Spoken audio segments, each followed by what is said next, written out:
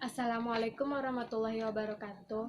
Baiklah, di video kali ini saya akan mempresentasikan hasil analisis saya mengenai mengelola komplain pelanggan. Di topik ini dalam kaitannya bagaimana menjaga performa, menjaga atau memberikan layanan prima, sehingga perlu bagi kita sebagai lembaga atau perusahaan atau sebagai orang yang memiliki bisnis dalam memberikan satu perhatian terhadap komplain yang disampaikan pelanggan. Artinya, komplain atau keluhan adalah satu titik positif ketika dipandang dari satu konteks yang sebenarnya bisa menjadi bagian yang membangun lembaga kita menjadi lebih baik lagi, memberikan kepercayaan, menjaga kedekatan emosional dengan para konsumen atau pelanggan. Jadi, komplain dan keluhan bukan untuk dihindari, tetapi untuk dikelola dan diperhatikan secara profesional. Salah satu faktor yang paling mempengaruhi kepuasan dan juga persepsi dari pelanggan atau konsumen kita terhadap mutu layanan yang kita berikan itu adalah bagaimana menangani keluhan atau komplain yang mereka berikan. Bila seorang pelanggan datang ke tempat kita, kemudian mengadukan persoalan atau keluhan baik dengan produk atau jasa yang kita berikan, ya kita sebagai pemimpin perusahaan atau staf perusahaan jangan marah atau dipandang sebelah mata, tapi didengarkan, karena komplain yang diberikan itu ialah data real, keluhan yang disampaikan secara gratis, dan mereka menyampaikannya dengan menyediakan waktu dan emosi yang sebenarnya juga sulit untuk dijaga secara baik. Kalau mereka mampu dan mau menyampaikan komplain langsung ke kita, sebenarnya itu adalah indikasi positif bahwa dalam jangka panjang mereka tetap ingin bertahan sebagai pelanggan kita. Jadi ketika ada pelanggan yang melakukan komplain, terima dengan baik dan dengan lapang dada. Pelanggan yang telah meluangkan waktu berharganya untuk menghubungi kita untuk menyampaikan komplain atau keluhan mereka, itu sebenarnya memberikan data dan fakta menarik, informasi yang disampaikan secara gratis. Jadi didengarkan keluhan mereka atau sebagai suatu titik, sebagai bentuk perhatian dan layanan maksimal, layanan prima yang kita berikan kepada para pelanggan. Bahkan harusnya di sana kita yang lebih aktif bekerja, bertanya tentang informasi-informasi, apalagi terkait data-data tentang produk atau jasa kita. Pastikan apa yang sesungguhnya diinginkan pelanggan kita, dan kemudian kalau bisa ada satu tuntutan sebenarnya kita untuk memenuhi harapan dan aspirasi mereka. Nah, kunci manajemen atau mengelola keluhan atau komplain pelanggan adalah terletak pada staff, pada orang atau pada karyawan. Kalau komplain disampaikan langsung ke kita, sebagai pemilik itu masih oke, semua akan berjalan dengan baik. Tapi ketika disampaikan kepada staf atau karyawan yang tidak terlatih atau sense of belongingnya terhadap bisnis kita, terhadap lembaga kita sangat kecil, risikonya akan amat sangat besar. Karena ketika itu ditolak atau justru kita marah, pelanggan akan menerima konsep ini menjadi satu kondisi bahwa perusahaan kita, bisnis yang kita kelola memang tidak bisa menerima masukan atau komplain atau keluhan.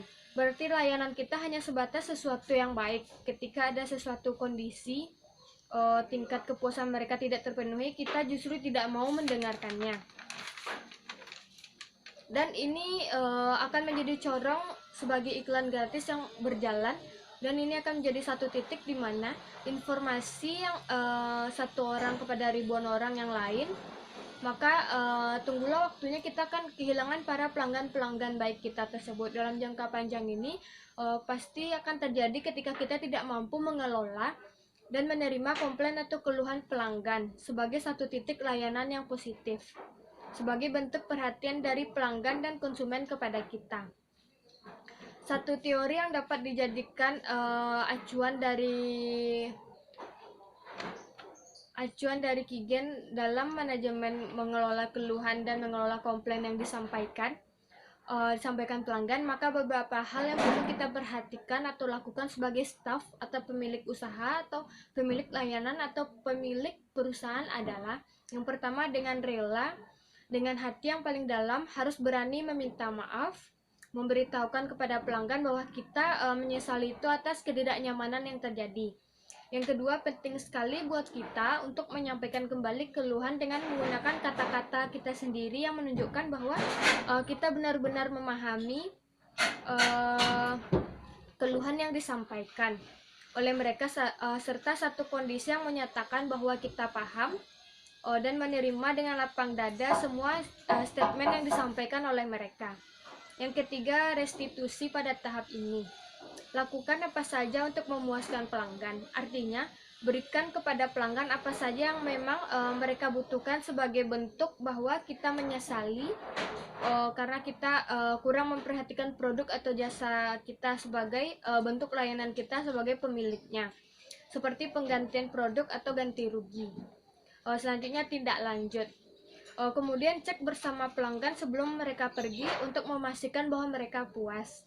Kemudian dalam waktu beberapa hari, artinya kita memberikan rentang waktu yang cukup untuk kemudian menghubungi mereka, melakukan kontak secara langsung dengan mereka, dan meminta informasi, meminta kepastian kembali bahwa mereka memang tetap puas. Kita juga menyampaikan beberapa ucapan seperti terima kasih atau masukan-masukan yang diberikan, sekaligus kita memberikan informasi lain terkait dengan produk-produk terbaik kita. Kemudian kalau ini terjadi, maka pada saat itu sebenarnya kita sudah mampu mempertahankan pelanggan yang sebenarnya hampir saja hilang. Kita bisa menambah pelanggan-pelanggan baru, kita juga bisa mempertahankan pelanggan-pelanggan terbaik kita. Karena satu informasi yang baik ini diyakini atau sampai kepada pelanggan-pelanggan yang lain. Karena satu kali mereka berbicara akan jadi iklan gratis buat lembaga atau produk kita. Pentingnya penanganan keluhan dari pelanggan-pelanggan menurut pendapat dari Suteja yang menyatakan bahwa beberapa alasan sebenarnya sangat logis ketika kita punya produk tanpa harus melihat teori pikiran kita pasti akan sama meskipun pada prakteknya cenderung berbeda.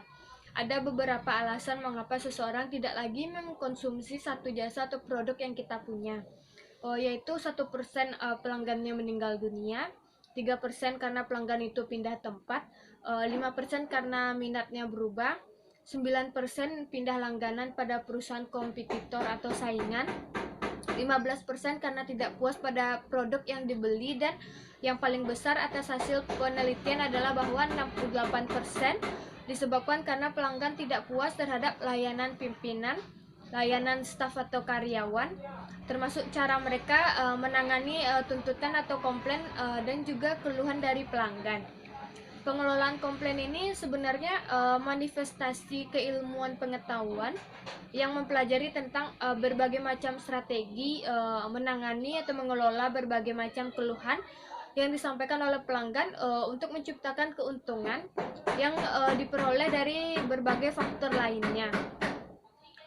Sehingga terbentuk model ekonomi yang efisien dan sekaligus mengetahui apakah investasi yang dilakukan perusahaan selama ini sudah berhasil.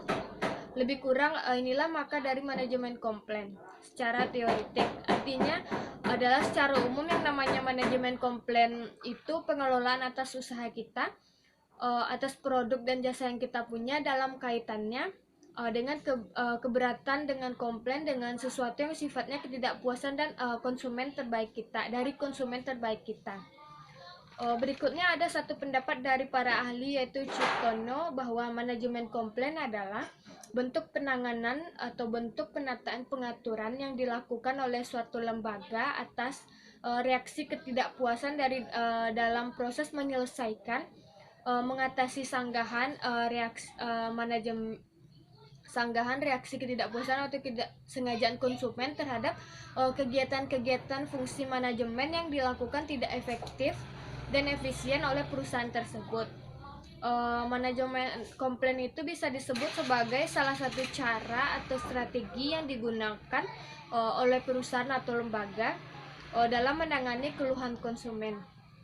Berikut ada beberapa prinsip dalam penanganan masa jumpa komplain yang kita berikan. Yang pertama, penanganannya harus segera, tidak boleh ditunda. Pada saat itu komplain, maka pada saat itu juga harus ditangani. Yang kedua, kemampuan untuk mengatur komplain. Yang ketiga, daya tangkap. Daya tangkap ini dua hal yang harus dilakukan oleh perusahaan. Yang pertama, tanggapi dengan segera, kemudian berikan reaksi. Yang kedua, beritahukan pelanggan apa yang akan kita lakukan dan harus memuaskan mereka. Yang terakhir itu harapan konsumen kepada kita dalam melakukan keluhan. Konsumen mempunyai harapan-harapan atas keluhan yang mereka utarakan tersebut.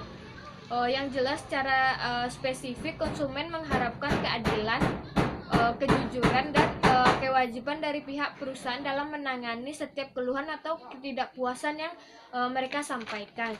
Baiklah, hanya itu yang dapat saya sampaikan. Wassalamualaikum warahmatullahi wabarakatuh.